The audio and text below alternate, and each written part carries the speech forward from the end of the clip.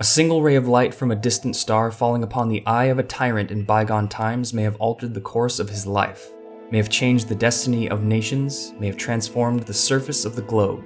So intricate, so inconceivably complex are the processes in nature. In no way can we get such an overwhelming idea of the grandeur of nature than when we consider that in accordance with the law of the conservation of energy, throughout the infinite, the forces are in perfect balance, and hence the energy of a single thought may determine the motion of a universe. Nikola Tesla, The Electrical World, Volume 21, 1893.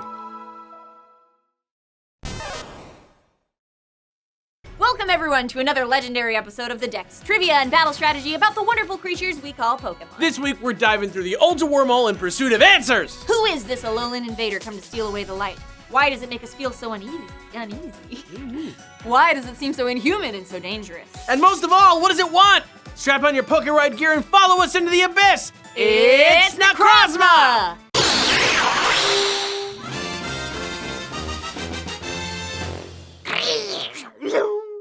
NECROZMA owes its namesake to Project Ozma, an experiment conducted in the 1960s to search for other life forms out in space using interstellar radio waves. It's a great reference to the tradition of humanity's curiosity about the possibility of other life in the universe, since NECROZMA happens to be a light-stealing invader from another world. NECROZMA is an unsettling Pokemon that exudes an aura of cold, emotionless danger. It's an ancient life form known by the people of its world as the Blinding One, and though once it could give light to worlds, that era is long since past. The NECROZMA we know awoke from its underground resting place pissed and did nothing but steal and absorb light, plunging that world into darkness. Its classification is the Prism Pokemon, a prism being an object that separates white light into colors of the rainbow. You can see this effect in a pyramid of glass or a sparkling chandelier, where the light that hits the crystals is refracted, distorting it to cause us to view shining colors. White light is actually a combination of all visible wavelengths, and every color we see is actually a wavelength of light reflected off an object, and it's much more subjective than you might think. For example, what one of us may see as blue and black may in fact appear to somebody else as white and gold. Or like how I look at Exploud and think, oh, that guy's blue as heck, but then you think in your head, she's tripping, that dog is purple. He's blue though. But in the absence of light, everything goes black, so NECROZMA's black crystalline structure is entirely devoid of light, except for the rainbow colors on its front. It looks a little like a face, but it's actually called NECROZMA's Prism Brain. If NECROZMA is emitting rainbow light, then it's still gotta have some kind of light inside, right? If it truly is a prism? Yeah, what could have happened to cause a Pokemon that used to give light freely to suddenly stop and begin to steal light away? Well, that's more of a complicated question than I think we even realize yet. The short answer, though, is that it got murdered. What? Oh, yeah, dude, let's get into it. We're about to learn about where NECROZMA fits into the Pokemon creation. Like, there's more to it than that. Etc. Phew. Honestly, phew. Whoosh. Whoosh. I was worried. Oh, whoo!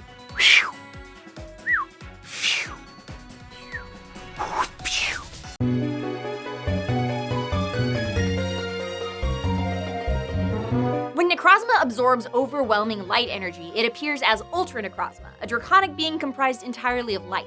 In this form, it changes to a Psychic Dragon type, and it can only achieve enough energy to do this by fusing with Solgaleo and Lunala, the legendary Pokemon that protect Alola's light.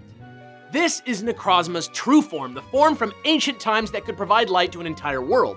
Long ago, Ultra NECROZMA's power bled into the Pokemon world in the form of Z-Power, which the people of Alola harness in the form of Z-Crystals, and the power also filled wild Pokemon with an aura that made them become the Totem Pokemon. But something happened to Ultra NECROZMA that changed it to the form that we are introduced to, and the clues to what that was are hidden in plain sight. The Ultra Recon Squad reveal that at some point the people of Ultra Megalopolis tried to contain the light of NECROZMA, which caused their entire world to fall to darkness. NECROZMA doesn't look much like a dragon in the form we first met it, at least not at first glance, but remember how its weird light face is called a Prism Brain?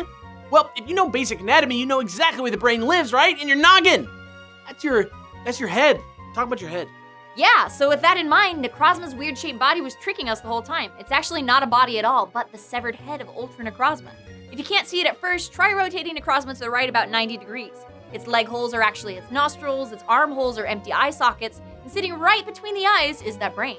But the clincher comes in looking at NECROZMA from behind. The symbol is a cross-section of a spine, and you realize with horror you can see down into the cavity. And then it hits you that NECROZMA stole the light of Ultra Megalopolis after they used it to try to contain it. But I have a bad feeling that they straight up tried to murder NECROZMA by chopping off its head, unwittingly extinguishing the light of their world and dooming themselves.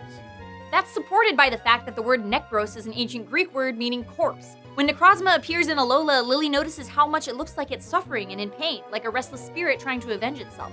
That explains why it's so violent and so feared. It haunts the people of Ultra Megalopolis as a constant reminder of what they've done to it.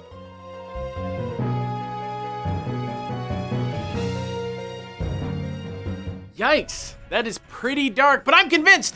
Those ancient Ultra Megalopolans messed up, dude! Yeah, and in the immortal words of television infomercials, but wait, there's more! There's more? Sure, we know all about NECROZMA's physical design and its role in the game, but it's also got a symbolic role in the game that we haven't even touched yet. Why not? Because I needed a break to make a sudden topic jump feel less, sudden. All about the flow, bro. But now that we've had our breath of fresh air, let's dive in again. Man, remember Breath of the Wild, though?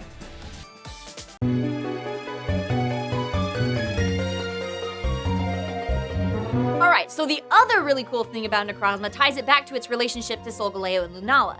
As you know, the 7th generation Pokemon games are all about light, darkness, and the balance of the sun, moon, and the earth.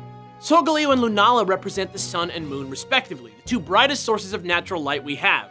But then NECROZMA has to represent something too, right? Well, it does, or it did. NECROZMA, before its untimely death, was the stars.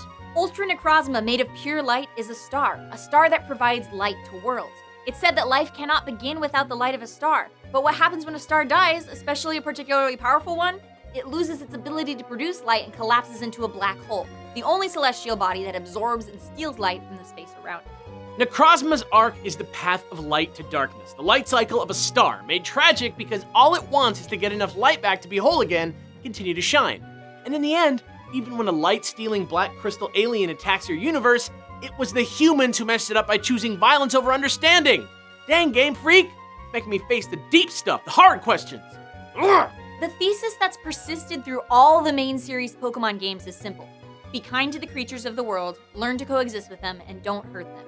Do this and they will become your allies, not your enemies. That's what Pokemon means. And pocket monsters, but like...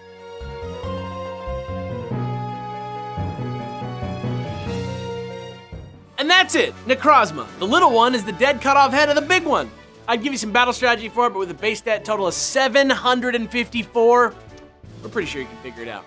If you liked what you saw just now, please hit that subscribe button and click the bell or whatever that means. And if you want to watch Alex stream his way through Ultra Sun and get into VGC battling, head on over to twitch.tv/FossianiA and subscribe. It's chill. And remember, there's only 4 more episodes left in this format in the near future, so make sure you leave your suggestion for who we should do next down below. And thanks again to our Patreon folk who support us not only financially but also politically by helping us pass bills through Pokemon Congress. Thanks for watching. I'm Ultra Recon Squad Alex. And I'm PokeKels. Tune in next week for another exciting episode of The Dex.